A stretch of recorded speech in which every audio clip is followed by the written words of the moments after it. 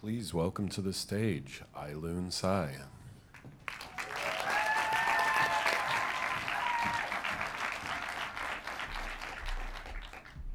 Good afternoon, everyone. Thank you for coming. My name is Ailun Sai, and I'm really excited to present my thesis to you, Dominion. So first, I'd like to pose a question. Do you think we hold dominion over other animals? Some of you might ask, what do you mean by dominion? So dominion means this. You have the power, and you have the dominion. So what does power mean? So now many of you might say, of course we have dominion. We're the most advanced species in the world, and we are smart. We make tools, we use verbal language, and we have cognitive capacity, and we develop technology. But actually, animals have all these abilities as well. Parrots can make their own tools to search food. Gibbons can communicate through over 450 different sounds with clear meanings. Squirrels even know how to fake hide and seek when they know others are watching. Bumblebees can solve really complex problems even faster than computers. So really, it is much to think about animals and humans as a continuum. We don't necessarily have dominion over animals. We're a part of animals. And I talked to a variety of experts, including zoologists, veterinarians, and pet owners. They all deliver the idea that we are not really a higher species than animals. We're just different. And one of my interviewee, Maya Freeberg, says that do not compare human intelligence to another animal's intelligence because it is just a different type of intelligence. And in his book, Friends, the World says that we should attempt to understand a species' intelligence only within its own context.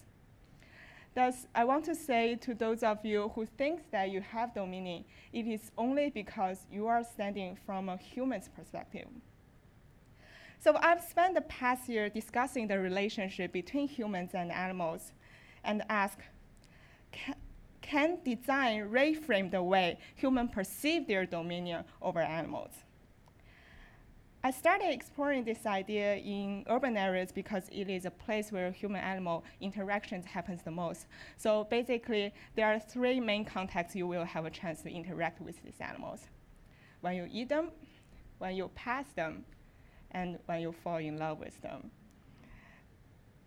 So now I will show you a number of design provocations which represent each of these three lenses. I will start with the first relationship, animals as food. We humans influence the life of animals, but the animals, through their meat, influence us, like the negative impact it causes on environment and our health. So many of you might say, well, it is just so hard for me not to eat meat, not only because it's tasty, but also it's just so easy to get. And I want to say, I totally understand because I also eat meat. But what I find problematic is that through our language and mentality around eating meat, we separate the product and the flavor from the animal source. Then I want to question how we might highlight that disconnection at the dining table. The meat on your plate was actually once a living, beautiful being. It has an identity before being consumption. In the human's world, we dress up the deceased as a way to show love and respect. So what if we apply the same ritual to our food? Then I designed tempura, your meat makeup. Tempura is a speculative product line of spice, herbs, and flavoring in form of edible makeups for meat eaters. Before you eat that piece of meat, you must apply cosmetics. Traditional sauces and spices will be packaged in cosmetic bottle form with cosmetic tools to apply the flavors. In this way, you get the desired taste of your meat while showing the proper respect to the animal. At first glance, the behavior might not offend eaters, but as we reflect on the flavoring process and relate it to our own life, we will reevaluate our meat consumption and begin to respect that meat more. So the second relationship that I like to show is animals as intruders. In urban areas, humans feel like animals intrude on their spaces and take a variety of actions to keep them away through pigeon spikes, for example. But animals live here first. It is because the growing needs of human animals have lost their homes. So to them, we are probably the real intruders. If we just focus on how to get rid of them, perhaps we are missing out on a chance to embrace their natural abilities. So to explore this idea, I designed Wild Eye. Wild Eye is an immersive VR experience that provides people the chance to explore the city from an animal's perspective. The app is a collaboration with local urban wildlife foundations and helps them fund their work. Animal care experts put their micro cameras and navigation trackers on rescued animals. So this allows users to see what an animal's life is like and get to know their difficulties living in urban area. Let me walk you through a user journey. The Wild Eye platform features 8 species, and you choose a specific one. Let's say you choose pigeon Stella. And then you put on your VR device, and you will see a live stream of Stella's view. And after each experience, you get the opportunity to support the urban wildlife foundations by donating to the cause. Wild Eye leverages new technology to redefine humans' relationship with urban wildlife, and humans make space for the animals in return for a new perspective of the city. So now the last relationship I'd like to explore is animals as companions.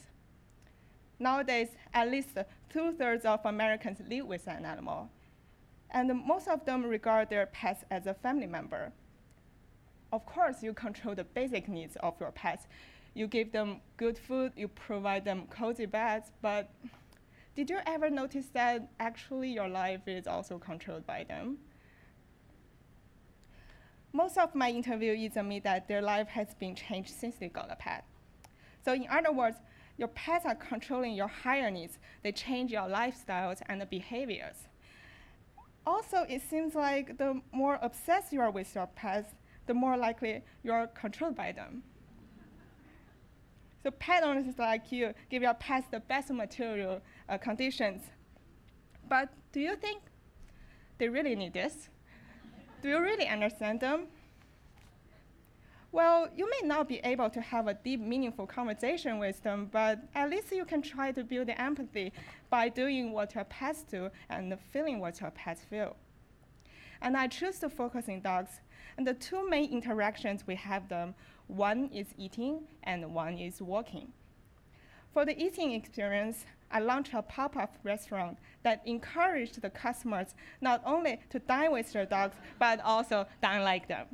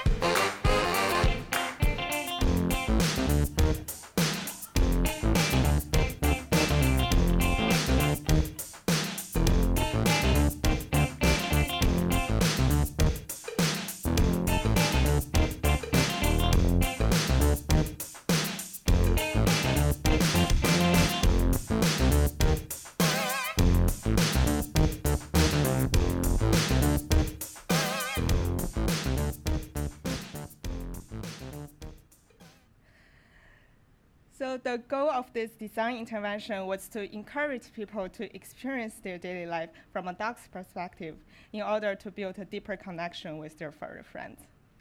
And one of my participants said this, he understands his dogs more by eating just like them. And which lead me to think about how can I use this kind of empathy in another activity that I just mentioned, which is walking. So I tangibilized it in my 3D product, Releash. And in this project, I wonder how might we use leashage to change the relationship between pets and owners? And I asked a series of questions, and here they are.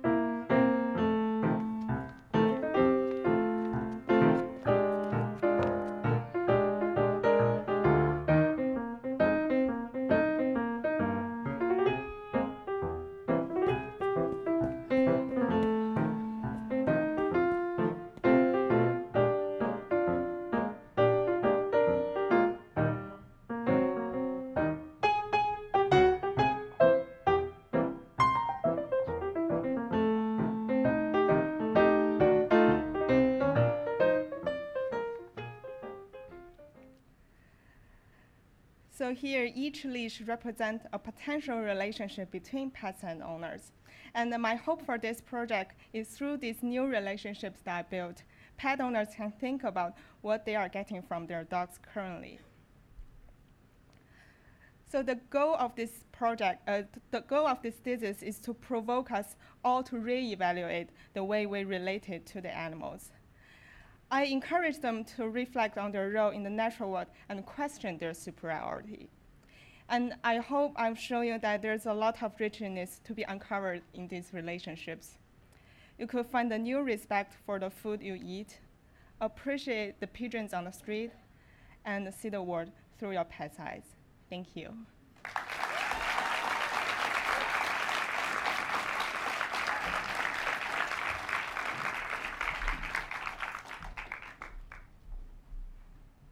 I have always marveled at your ability to put together this perfect recipe of like shock, then surprise, and then delight in your work, in all of your work.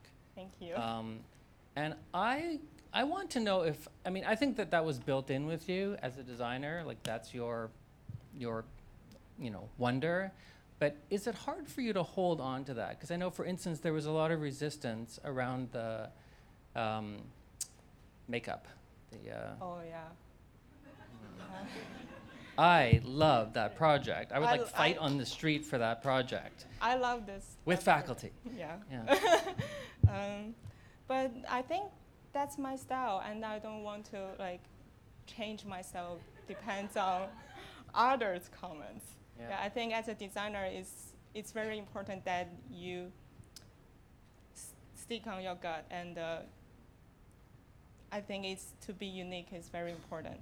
And I think many people will have different opinions based on because they have different backgrounds. So I think it's also hard to tell your design is right or wrong. Depends on what others feeling, right? And I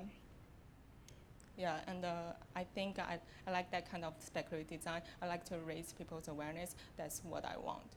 Well, and the use of humor, I think, is really brilliant. So I actually wasn't able to make it to your design experience. I was at home with a sick back. But I was so upset that I missed it. It looked so fun. Yeah, it is. Yeah? Yeah. And did people stay for a while? Did they just try it, or they're like, no, I'm going to finish this dish? It's free dish. And free food. Free food on the floor.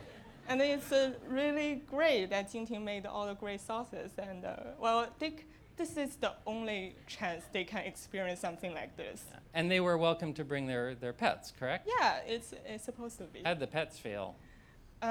It's also free food. And so yeah, it's great. They can meet other pets there. They can make friends. Humans make friends, pets make friends with humans, with pets. Sounds like an unbelievable evening. Are you going to do it again? What's the future for these projects? I hope it could be virus on the online, and so I can get sponsored and open a real pop-up restaurant, real restaurant. All right, so you have the plan for the next year. Viral, get sponsored, real pop-up restaurant. Yeah. People here might be able to make that happen for you or help you make it happen. Thank you, Ailun. Thank you.